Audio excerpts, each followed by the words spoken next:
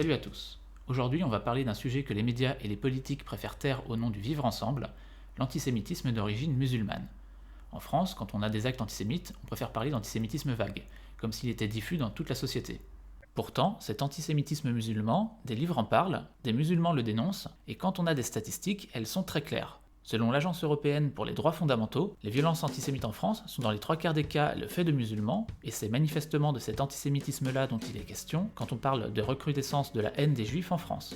Je vous propose donc d'essayer de comprendre la charge antisémite dont est potentiellement porteuse la culture musulmane via un angle particulier, la vie du prophète. Alors, pourquoi cet axe ?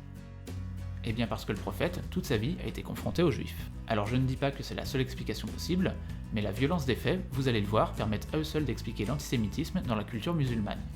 De plus, le prophète n'est pas n'importe qui, c'est le plus saint des hommes, sa vie et ses paroles sont fondatrices de l'islam, et c'est un exemple à suivre pour tout musulman. Le Coran d'ailleurs reconnaît cette exemplarité. Le récit que je vais vous faire est réalisé à partir de biographies traditionnelles du prophète, la Sira, dont il existe plusieurs versions. Celle que j'ai utilisée est principalement celle de Tabari, parce que c'est celle que j'ai trouvée, complétée par un ouvrage moderne, Mahomet, le lecteur divin. Il y aura pas mal de citations du Coran et de la Sira, donc je vous invite à mettre pause pour les lire tranquillement. Également, comme il y a peu d'illustrations, il y aura pas mal de montages un petit peu nawak. Vous êtes prévenus. Et tout d'abord, commençons par un petit tour d'horizon du contexte historique dans lequel a vécu le prophète. L'Arabie du 7e siècle après Jésus-Christ est composée d'une myriade de tribus, nomades et sédentaires, qui cohabitent plus ou moins bien, parfois au sein des mêmes villes et oasis. Au niveau religieux, le pays aussi est très divers. Vous avez des juifs, des chrétiens, des animistes et des polythéistes avec des cultes variés. L'une des villes, la Mecque, est un centre religieux pour plusieurs peuples polythéistes, avec un temple commun, la Kaaba, où sont présentes de nombreuses idoles. Un clan polythéiste domine la ville, le clan Quraysh, dont est issu Mahomet. Mahomet naît vers 570 après Jésus-Christ, et à 40 ans, il commence à avoir la révélation et fonde une nouvelle religion dans la continuité du judaïsme et du christianisme. Il commence à prêcher à la Mecque, mais à peu de succès. De plus, cela crée des tensions, notamment au sein de son clan, puisque de fait, il renie la culture tribale, ses dieux et ses codes traditionnels. Mais il est protégé par son oncle, ce qui lui permet d'être en relative sécurité. À l'époque, c'est le règne de la loi du talion, et attaquer Mahomet, même malgré son reniement des cultes ancestraux, déclencherait une vendetta. Mais suite au décès de son protecteur, sa présence est de moins en moins tolérée à la Mecque, et son salut va venir de l'extérieur, de l'oasis de Yatrib. Yatrib, qui deviendra Médine, est une oasis à quelques centaines de kilomètres de la Mecque. Elle abrite plusieurs zones de peuplement, sortes de villages avec des fortins. Il y a 2 tribus arabes, les Aws et les Razraj, ces derniers étant les plus nombreux, et 3 tribus juives, les Banu Kaynuka, les Banu Nadir et les Banu Koreza. À cette époque, Yatrib est secoué par des tensions intertribales et sociales, probablement en partie à cause de questions démographiques, et les habitants cherchent un moyen d'apaiser la situation. Certains rencontrent Mahomet à la Mecque lors d'un pèlerinage qui leur explique l'islam. Ils sont intéressés et tout le monde à Yatrib, y compris les juifs, se mettent à espérer que Mahomet puisse rétablir la concorde. La situation de Mahomet à la Mecque se dégradant, ses disciples étant victimes de brimades et lui-même commençant à craindre pour sa vie, il décide de partir pour Yatrib avec une partie de ses fidèles. C'est l'Hégire, l'émigration, qui marque l'an 1 du calendrier musulman. Il réussit à réunir tout le monde sous son autorité et créer un texte d'accord, la constitution de Médine. Ainsi, Mahomet crée une alliance tripartite entre les Ansars, qui sont les Médinois convertis à l'islam, ses partisans mécois, qu'on appelle les émigrés, et les juifs de Yatrib. Mais très vite, les relations avec les tribus juives vont se dégrader. D'abord, une fois l'ordre réinstallé, Mahomet va essayer d'étendre sa religion. Se situant dans la continuité du judaïsme, il va essayer de convertir les juifs. Tout comme chez les chrétiens, la conversion des juifs devient une affaire importante. Il prie leur Dieu et leur conversion serait pour lui une forme de reconnaissance.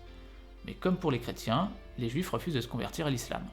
Pourtant, le prophète met les moyens pour les séduire en adoptant nombre de leurs pratiques religieuses, comme par exemple prier tourné vers Jérusalem. Mais non seulement les juifs ne veulent pas se convertir, mais en plus, ils font cause commune avec des convertis médinois pas très fervents, appelés hypocrites, qui se sont convertis surtout pour retrouver l'unité de l'oasis et qui, à la longue, trouvent la présence du prophète envahissante. Parmi les raisons de ce désamour de certains Médinois, on trouve l'arrivée importante de musulmans mécois, alors que Médine est une petite oasis qui ne peut accueillir tout le monde. C'est d'ailleurs à cause de cette précarité matérielle que le prophète va instaurer les attaques de caravanes marchandes, notamment contre celles de sa tribu, les Quraysh. Le Coran, lui, témoigne de la tension qui émerge avec les juifs médinois.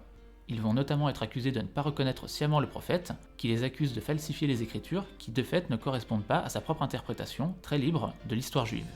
Mahomet va aussi détourner l'héritage symbolique juif. Ne pouvant avoir leur légitimité par leur ralliement, il va inventer une ascendance liant les Arabes au prophète juif, par Ismaël, un fils illégitime d'Abraham. Il va aussi réinterpréter l'existence de la Kaaba, dorénavant considérée comme un lieu de culte initialement monothéiste, construite par Adam, ce qui permet d'affaiblir la portée symbolique de Jérusalem et va lui permettre de réorienter la prière vers la Mecque. Grâce à ces réécritures, le prophète n'a plus besoin des Juifs pour se revendiquer de leur héritage. La réorientation de la prière va aussi avoir des conséquences pratiques. La Mecque devient la ville la plus sainte, devant Jérusalem, or elle est aux mains des infidèles et il faut la reconquérir. À partir de 624, Mahomet s'attelle à la tâche et lance le djihad. L'arrivée de Mahomet à Médine avait permis de faire l'unité politique autour de lui, mais l'arrivée massive de Mecquois et son projet, qui est aussi religieux et qui passe en plus maintenant par la guerre, contribue à réactiver des tensions avec les Juifs et une partie des Arabes de Yatrib. Entre 624 et 627, Mahomet va se débarrasser des tribus juives de Yatrib sans que les sources historiques et religieuses nous permettent clairement de comprendre pourquoi. La non-conversion a joué un rôle, les tensions théologiques sont vite apparues entre le prophète et les juifs, la réorientation de la prière intervient moins de 2 ans après son arrivée à Yatrib, mais Mahomet craignait certainement aussi que cette mésentente débouche sur une alliance entre juifs et Koresh, ce qui posait d'autant plus problème qu'il possédait 60 des 70 fortins de l'Oasis. Car les Koresh ne vont pas rester inactifs face au pillage de caravanes et vont organiser des expéditions militaires en faisant appel à des tribus alliées.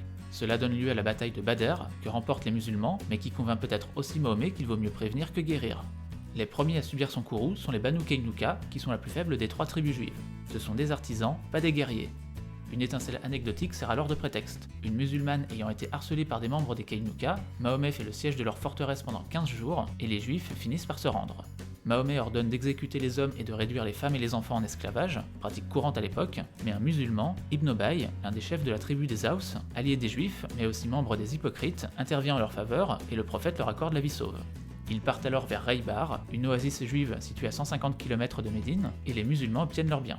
A l'occasion, un nouveau verset du Coran est révélé, portant sur la répartition du butin. Un verset dont la révélation est bien pratique. Quelque temps plus tard, Ka'b, l'un des chefs de la tribu juive des Banu Nadir, déclame en public des vers en hommage aux guerriers Quraysh morts lors d'une bataille, et se moque de Mahomet, ce qui irrite ce dernier qui demande qu'on l'en débarrasse.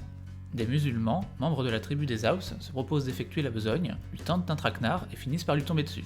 Ils le tuent à coups de sabre, et dans la bagarre, l'un des assassins reçoit un coup d'un de ses collègues et a le cuir chevelu entaillé. Une fois le forfait accompli, ils vont annoncer à Mahomet que le poète est mort, et le prophète souffle alors sur la tête du blessé, qui cicatrise immédiatement. Suite à cela, les musulmans de la tribu Razraj, voulant eux aussi se faire mousser, proposent à Mahomet d'assassiner un chef de la tribu juive de Raybar, Abu Rafi. Mahomet leur donne alors carte blanche.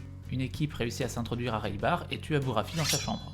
Dans leur fuite, l'un des courageux musulmans se casse la jambe, et ils vont ensuite annoncer leur succès à Mahomet, qui au passage touche la jambe du blessé, qui guérit instantanément. 2 fois de suite, des musulmans assassinent de façon peu glorieuse des juifs, se blessent au passage et sont soignés par le prophète. On a là une caution divine de leur forfait. Le message est clair. Tuez un juif, vous plairez à Dieu. Parallèlement, les musulmans continuent leur guerre économique contre les Mécois, et Abu Sufyan, le chef des Quraysh, décide d'en finir avec Mahomet. Cela donne lieu à la bataille de Uhud, que perd Mahomet, notamment à cause de la défection d'Ibn Obayy. Suite à cette défaite, le climat est délétère à Médine, les hypocrites complotent et essaient de pousser les 2 tribus juives restantes à la révolte. Mahomet décide alors de régler son compte à l'une des 2 tribus, les Banu Nadir, qui par le jeu des alliances sont liés à certains de ses ennemis. Pris de panique, les chefs de la tribu organisent un attentat contre le prophète, un homme est censé le tuer en lui jetant une pierre sur la tête. Oui, c'est de l'attentat d'amateur, mais comme on dit en Arabie, faut pas se mosquer. Mahomet bien sûr en réchappe et fait ensuite le siège des bâtiments des Banu Nadir qui se rendent après 15 jours. Les juifs sont finalement autorisés à partir vers Raybar, comme la tribu précédente, en abandonnant tous leurs biens. Ces biens, notamment des palmeraies, vont revenir aux émigrés, les Ansars, eux, n'ont rien car il n'y a pas eu de combat. Ce butin permet aux émigrés d'être enfin indépendants économiquement. Et puis il y a le cas de la 3e tribu, les Banu Qurayza, dont le sort est réglé après la bataille du fossé. Abu Sofyan vient alors attaquer Yatrib, mais Mahomet a fait creuser un fossé autour, empêchant les charges de cavalerie. L'attaque tourne au siège et les Quraysh finissent par lever le camp. Au final, la bataille a fait moins de 10 morts, mais elle scelle l'avenir des Banu Qurayza. Ceux-ci s'étant alliés ou ayant envisagé de s'allier aux Quraysh lors du siège, normal après ce qui est arrivé aux 2 autres tribus, Mahomet saute sur l'occasion pour s'en débarrasser. Il fait le siège de leur fortin pendant 25 jours et les Banu Qurayza finissent par demander une négociation.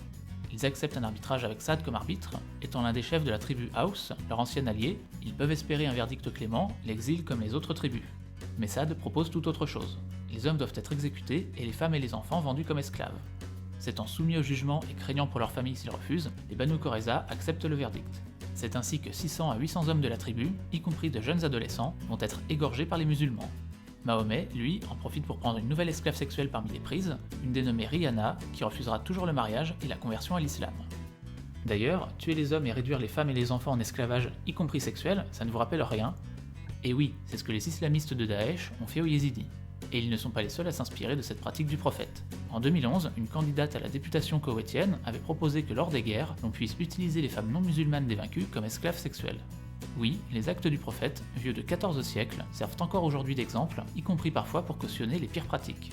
D'ailleurs, le Coran aussi valide cette pratique de l'esclavage sexuel. C'en est donc fini des tribus juives de Médine, mais le prophète lui n'en a pas fini avec les juifs, et tourne son regard vers Raybar, l'oasis où ont trouvé refuge les 2 premières tribus expulsées de Yatrib.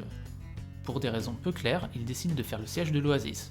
Les habitants de Raybar, poussés par les juifs exilés de Yatrib, ont peut-être tenté de s'allier aux Quraysh, ou bien l'oasis a peut-être servi d'exutoire. À ce moment-là, les musulmans avaient signé un pacte avec les Quraysh, le pacte d'Oudaïba, qui permettait aux musulmans de faire le pèlerinage vers la Mecque, mais qui privait aussi les combattants des razzias qui allaient avec la guerre. Raybar a donc peut-être servi à faire une razzia facile. Toujours est-il que Mahomet fait donc le siège de Raybar. Les juifs se rendent et le prophète s'attribue la propriété de l'oasis et permet aux habitants de rester en échange de la moitié des récoltes annuelles. L'histoire ne s'arrête pas là. Parmi les juifs vivant à Raybar se trouvent aussi des Banu Nadir expulsés de Médine. L'un de leurs chefs, Kinana, est supposé avoir caché un trésor. Refusant de révéler où est enterré ce trésor, Mahomet le fait torturer. Mais étant proche de la mort, et ne disant toujours rien, Mahomet fait venir un dénommé Maslama pour qu'il l'achève en guise de vengeance, Kinana ayant tué son frère lors de la bataille. Pour venger la mort d'un agresseur lors d'un combat, Mahomet fait donc achever un mourant. Et l'histoire ne s'arrête toujours pas là. Après Raybar, Mahomet s'intéresse à Safia, une Banu Nadir réduite en esclavage après la bataille, et qui est devenue la possession d'un musulman. Safia n'est autre que la veuve de Kinana. Mahomet, pour l'obtenir, l'échange contre 2 autres esclaves. Torturer un homme à mort et ensuite prendre sa femme comme esclave sexuelle après l'avoir échangé, c'est à ça qu'on reconnaît le prophète d'une religion de paix et d'amour. Et si vous trouvez cette affaire sordide, eh bien c'est que vous êtes un sale islamophobe. Bref, la bataille de Raybar sera la dernière livrée contre des juifs, le petit village voisin de Fadak préférant se rendre aux mêmes conditions plutôt que de combattre. Mahomet se concentrera ensuite sur la prise de la Mecque, qu'il finira par conquérir en 630. Il fait alors détruire les idoles de la Kaaba et meurt 2 ans plus tard. Sa mort peut elle aussi entrer dans le chapitre des relations avec les juifs, selon une version de la Sira. En effet, après la bataille de Raybar et la reddition de Fadak, une juive qui y vivait, une Banu Nadir en exil, dont le mari avait été tué, tenta d'empoisonner le prophète avec une épaule de mouton. Le prophète recracha le morceau de viande, mais ensuite il sera néanmoins malade tous les ans à la date anniversaire de cet événement, et affirmera que sa mort est bien liée à cet empoisonnement. À l'histoire avec un grand H, il faut aussi ajouter quelques éléments théologiques, car les juifs sont fortement associés à la figure de l'anti-religion. Ainsi, lors de la fin des temps, l'équivalent de l'Antéchrist, le Dajjal, viendra accompagné d'une armée de 70 000 juifs iraniens. De plus, Mahomet lui-même voyait potentiellement ce Dajjal naître parmi les juifs. Ainsi, il aurait un temps soupçonné un jeune juif, appelé Ibn Sayyad, car il avait les caractéristiques physiques requises. Il était borgne et avait les cheveux très bouclés. Il avait de plus la mauvaise habitude de troller le prophète, en se proclamant lui-même prophète de l'islam, ce qui bien sûr n'a pas plu à Mahomet. Sachez-le, les prophètes sont rarement réputés pour leur sens de l'humour. Mahomet l'a donc surveillé, et un de ses compagnons a même proposé de le tuer par précaution. Ce à quoi le prophète répondit que de toute façon, s'il était le Dajjal, la tentative était vaine, et si ce n'était pas lui, alors il tuerait un innocent. Voilà donc pour ce qui est des relations entre le prophète et les juifs. Ces événements, qui remontent à 14 siècles, sont aujourd'hui encore importants pour les musulmans. Par exemple, les événements de Raybar ont fait l'objet d'une adaptation en série en 2013.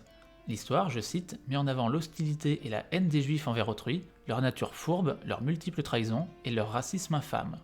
Cette série est passée sur plusieurs chaînes arabes, dont Algérie 3, une chaîne faisant 20% de part d'audience dans le pays et disponible en France via satellite. La détestation des juifs de la part de certains musulmans ne peut pas être expliquée uniquement par le conflit israélo-palestinien.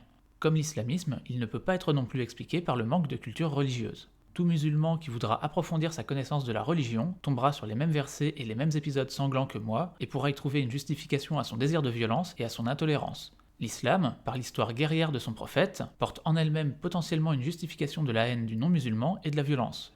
Et il est temps de s'en rendre compte si on veut lutter contre l'antisémitisme musulman. Et si vous êtes toujours dubitatif, eh bien je vous invite à lire le Coran et la Sira pour juger par vous-même. Vous le verrez, cette vidéo n'est pas exhaustive quant à l'intolérance et à l'antisémitisme présents dans ces ouvrages. Et si vous avez apprécié cette vidéo, qui est maintenant terminée, eh bien je vous invite à la partager. Moi je vous donne rendez-vous pour une prochaine vidéo, d'ici là je vous dis portez-vous bien, et à la prochaine!